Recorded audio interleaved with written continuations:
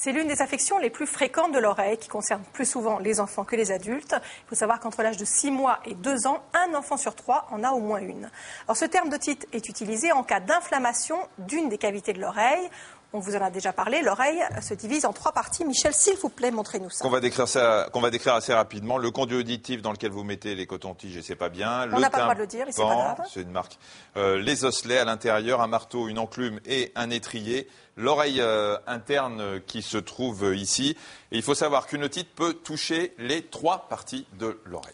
Oui, alors si des microbes se développent dans le conduit auditif, eh bien la paroi va devenir douloureuse, surtout si on vous tire un petit peu sur le lobe de l'oreille.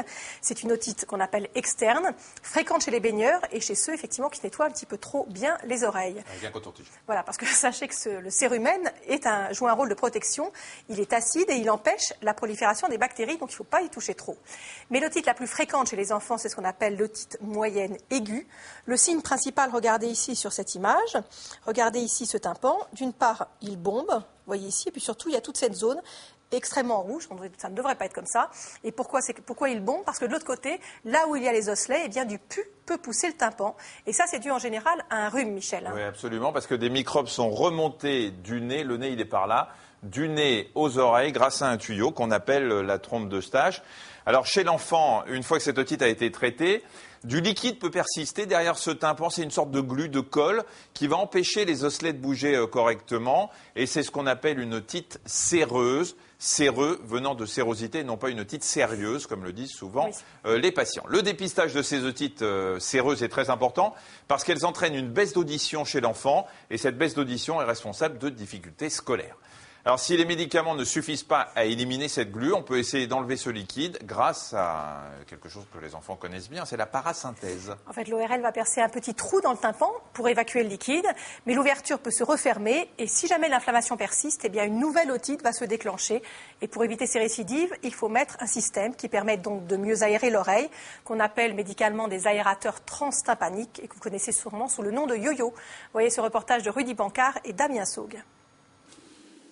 Julien a 14 mois et malgré son très jeune âge, il n'a pas été épargné par les otites à répétition. Quand il a eu l'âge de 5 mois et demi, j'ai commencé à essayer de l'appeler. Il ne tournait pas la tête, je faisais du bruit, l'aspirateur, il répondait à aucun son. Donc on a consulté un ORL, on s'est aperçu qu'il faisait des otites séreuses. À chaque fois qu'on revoyait l'ORL, il y avait toujours une otite. En fait, il aurait fallu presque consulter tous les 15 jours quelqu'un pour être sûr qu'il n'y ait pas d'otite, quoi.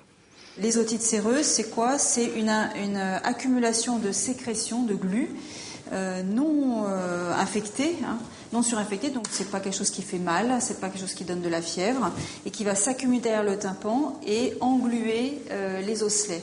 Donc, poser un aérateur, ça veut dire rééquilibrer les pressions de chaque côté de l'oreille, donc remplacer la fonction de la trompe d'Eustache, éliminer les sécrétions et permettre à la muqueuse de se reconstituer. Et poser un aérateur transtympanique, c'est la décision prise pour résoudre les troubles auditifs de Julien.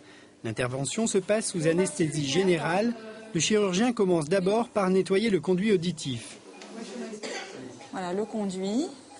Et on a un tympan ici qui est très très remanié, un peu cartonné, parce que c'est un enfant qui a fait beaucoup d'otites. Donc le tympan n'est pas beau du tout, il y a du liquide derrière.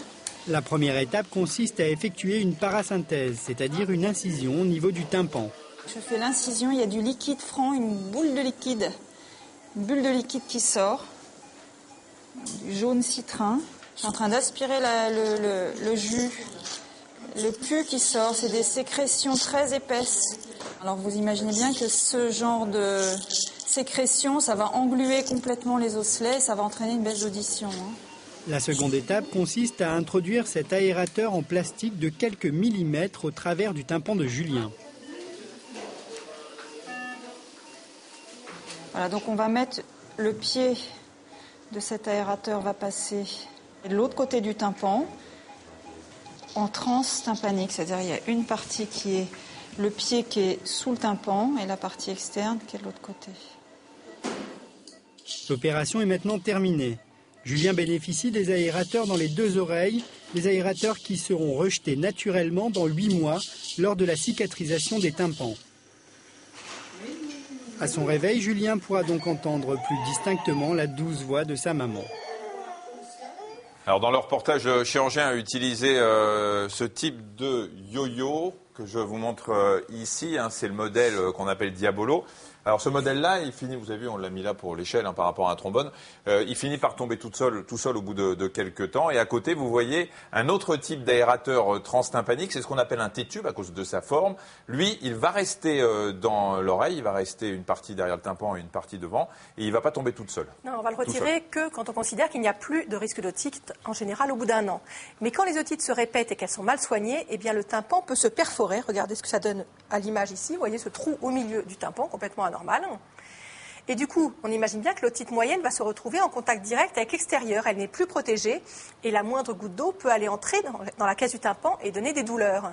Et cette perforation peut aussi favoriser les infections et abîmer parfois les osselets que Michel vous a montrés et qui sont donc dans l'oreille moyenne. Voilà, et quand c'est le marteau ou l'enclume qui sont atteints, là je vais vous montrer ça ici sur ma main, vous avez ici le tympan, le marteau et l'enclume, vous voyez.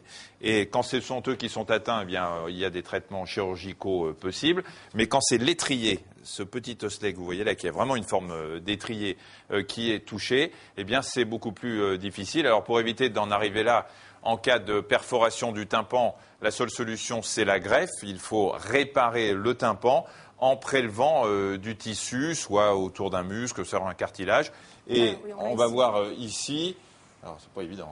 Quand même, on voit bien qu'il y avait un trou, qu'il n'y en a plus. Oui, quand voilà. Là, il y a un trou, et là, il n'y en a plus. Voilà, c'est ça, voilà. C'était la greffe. Et c'est une très, très belle chirurgie. Et malheureusement, ça ne marche pas à tous les coups. Non, mais de près, très franchement, là... On voit qu'il n'y a plus de trou. Là, mais non, c'est parce que c'est pas pris dans le même ordre.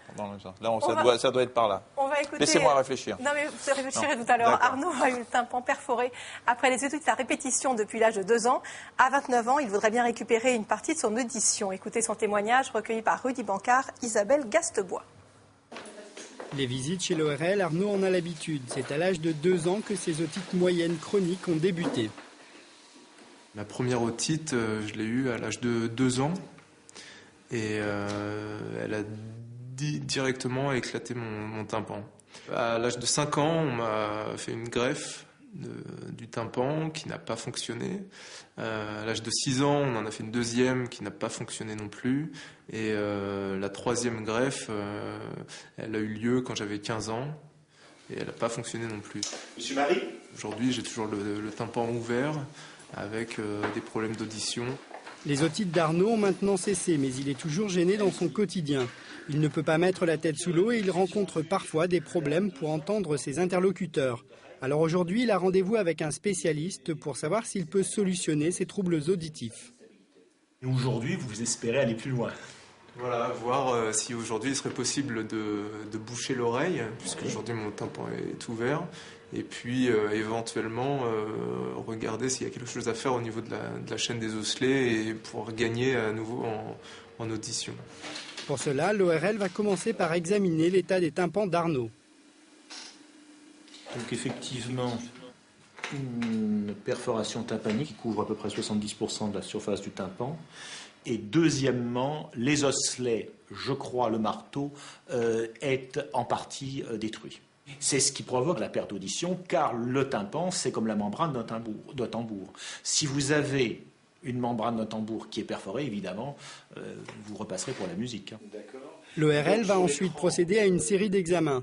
D'abord un examen échographique pour vérifier l'état des sinus et réaliser ensuite un audiogramme qui va permettre de mesurer concrètement la perte auditive. Ça va permettre de savoir si la perte auditive est due à une atteinte des osselets et du tympan ou à une atteinte du nerf, ou les deux.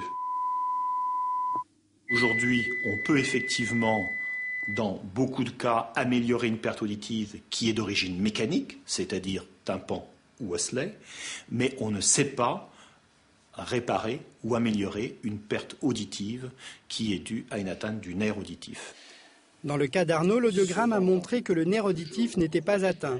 C'est bien la chaîne d'osselets abîmée par les otites chroniques qui est responsable de la perte d'audition de 70 décibels. Des examens complémentaires sont nécessaires avant d'envisager une intervention pour réparer la chaîne d'osselets et peut-être récupérer de l'audition.